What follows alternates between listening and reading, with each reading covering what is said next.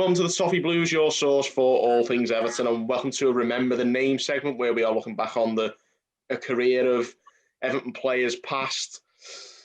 In this edition of the show, we are looking back on the career of James McCarthy, who, of course, only left Everton just over a year ago to move to Crystal Palace, but he did spend 6 years at Everton Football Club, and there's lots to look back on.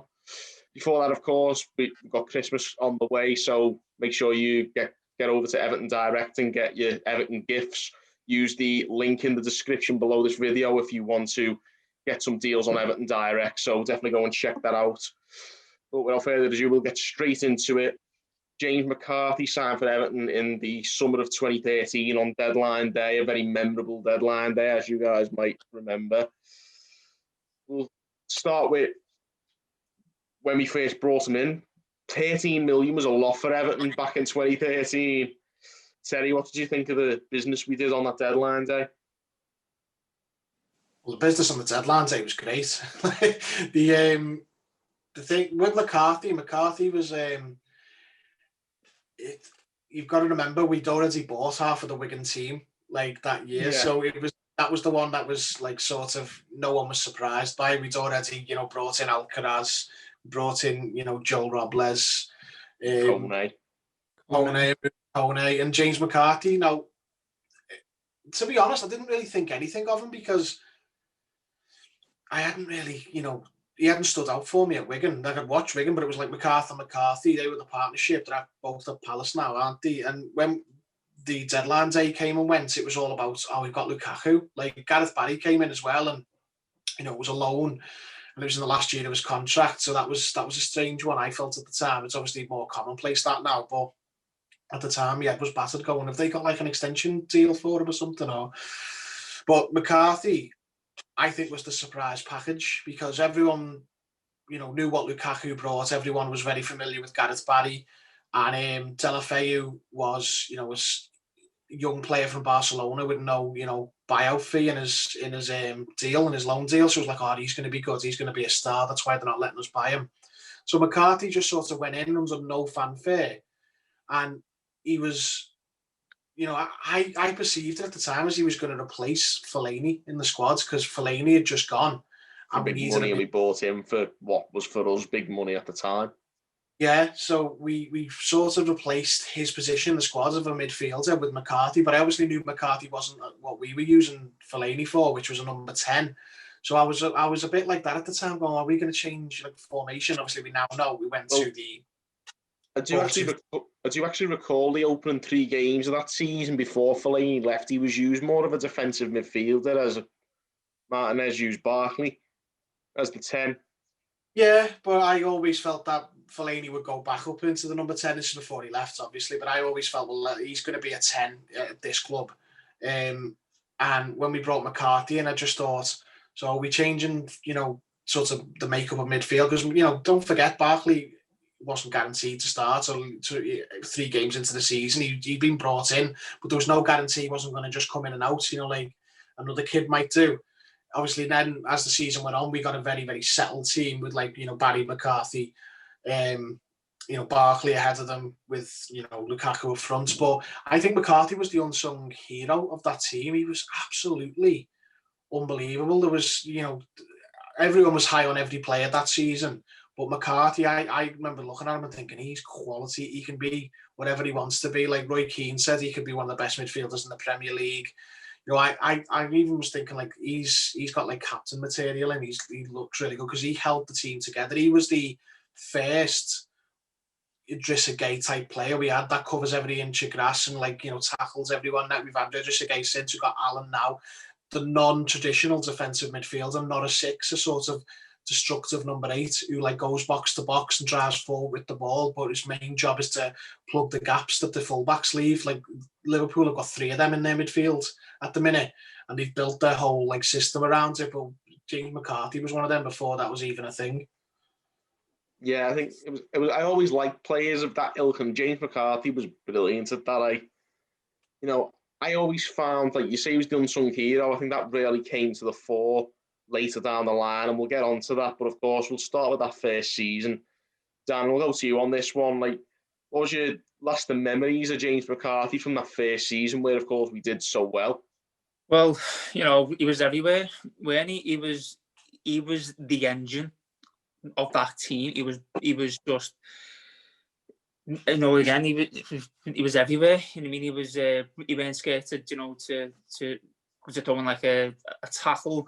He never scored a lot of goals, which I can't remember. He scored no more than 3. I'm not too sure, but you know, he didn't have to score. You know, his job was to break up the play and just, you know, just disrupt the opposition. You know what I mean?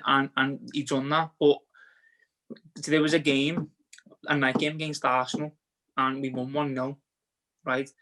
And the crowd was just a bit dead. No, nothing was happening. It was 0-0 at the time, and McCarthy just put in this tackle, and the crowd just turned. It turned nasty, and I'm thinking that's what it is.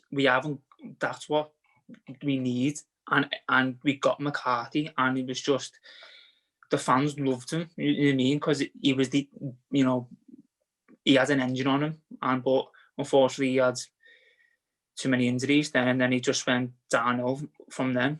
Unfortunately, because if he stayed fit, you know, he would have been even better, I think.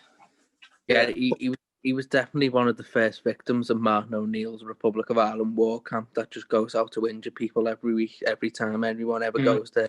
People just don't come back fit, and it's ridiculous because no one ever comes back from that bloody country playing for them, and they're ever fit. There's about 8 of them now with COVID as well. But yeah, so Martin O'Neill was the COVID before COVID. Martin O'Neill, bloody Martin O'Neill. McCarthy was great. Yeah, just very unlucky, you know, what happened to him. You know, but that first season was, you know, came 5th, and you know, we lost out on 4th by what? How many points? Was it 4, 5? Only about 5 points, I think. To be honest, and, you know, we had McCarthy and we had Kaku, you know, LFA, Barkley. You know, it was and Thingy and Barry as well. It was you know, he was the one who put his arm around McCarthy and said, you know, like, watch me, and you know, so he was his legs then, you know what I mean? McCarthy was his legs, you know, you sit and I just go box to box. So I liked him, Yeah, I think for me, the big indicator of how important McCarthy was to our team came in the 3rd season when he hadn't pulled any trees up that season, like from what you'd already seen, but he went off injured when we were 2-0 up against Bournemouth, and that finished 3-3. And that was the beginning of the end, I think, for Martinez. I think.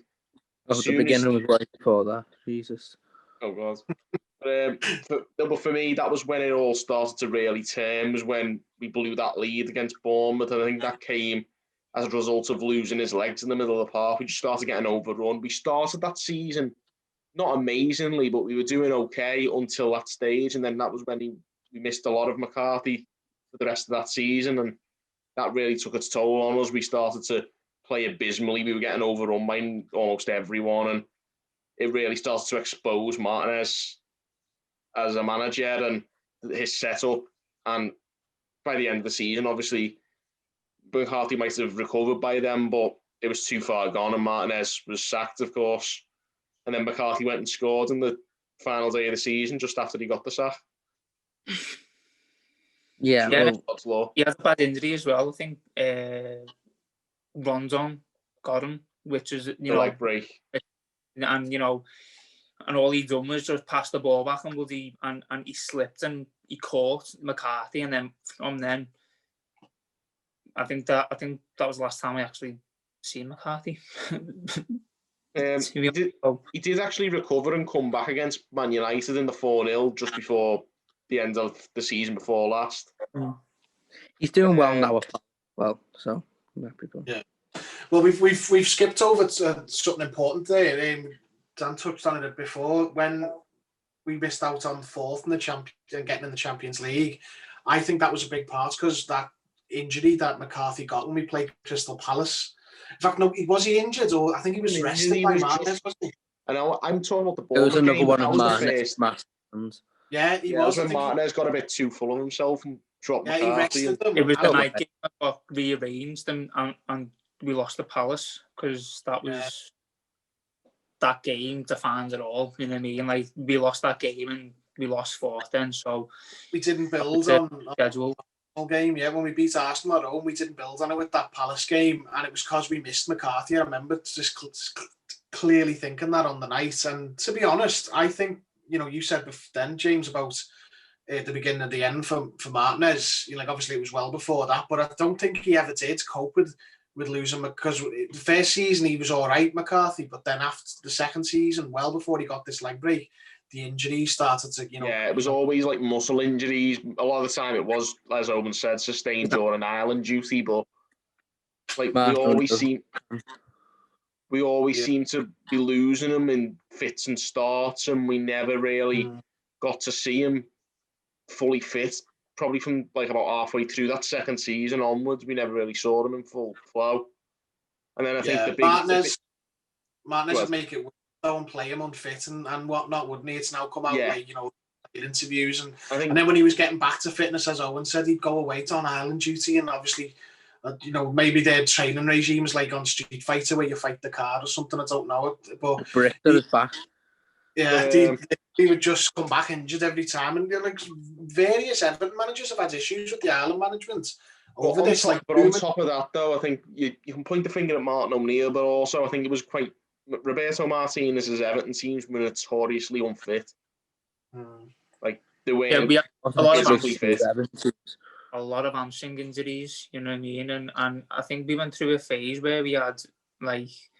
I think it was about 4 players out at the same time, and like it was more of like legs and like your thighs and your hamstring and your calves. We're going, what is going on? We thought something's going on here, and but isn't that where Hingy steps in then? Besic, isn't that where he steps in and then he stepped in for McCarthy, and then he had loads of injuries, and then we never even seen him then.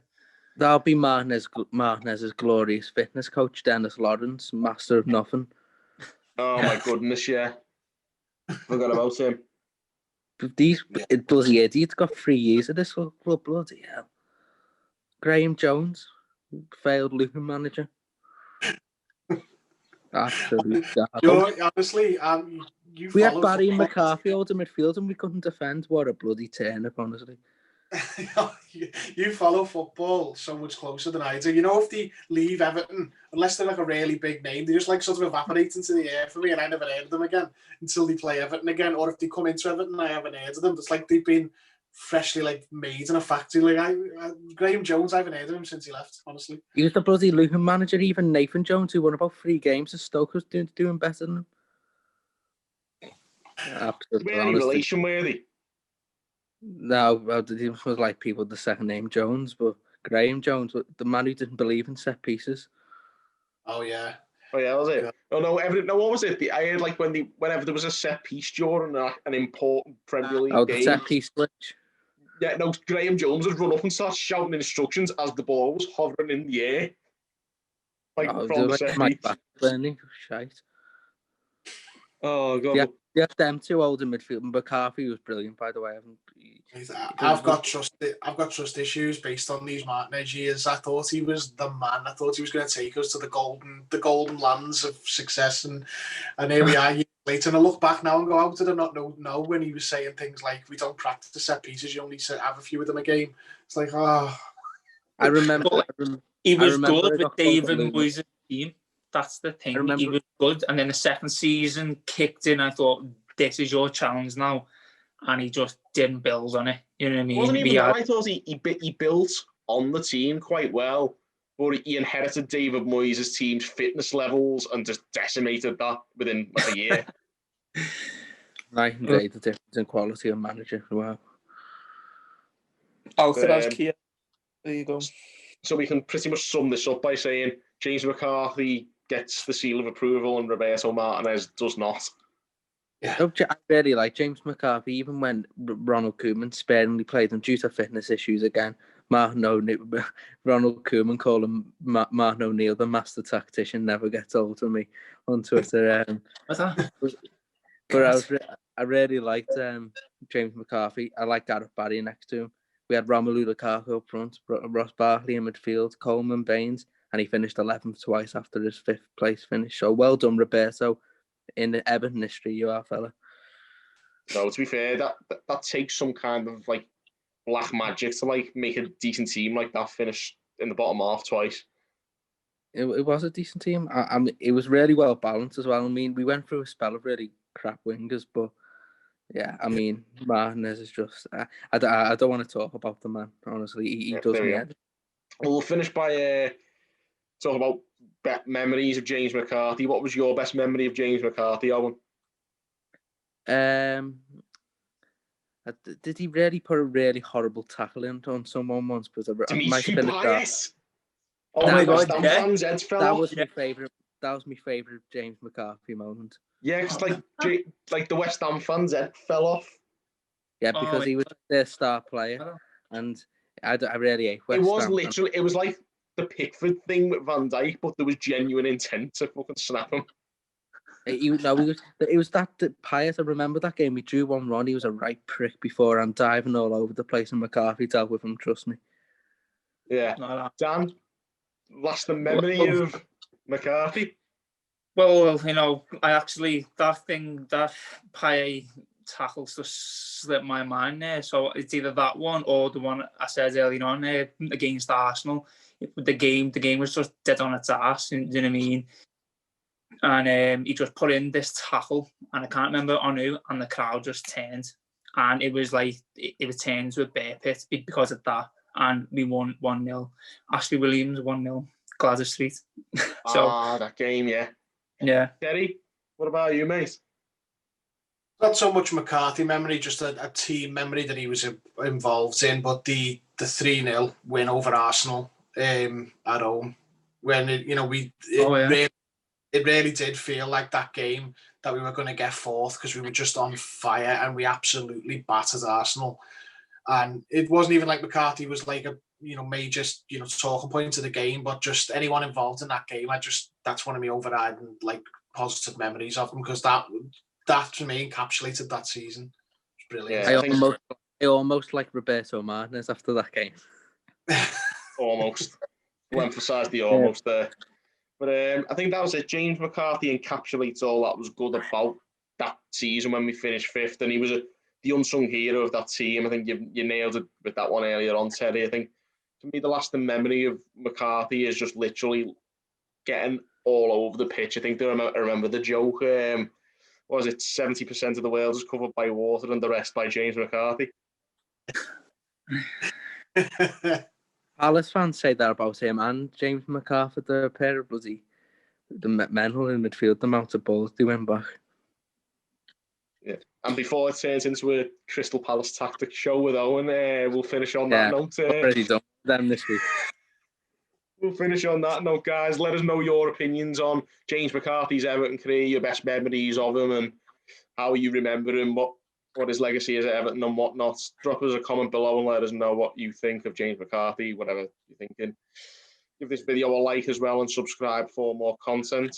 And until next time, thank you guys for watching on the Toffee Blues.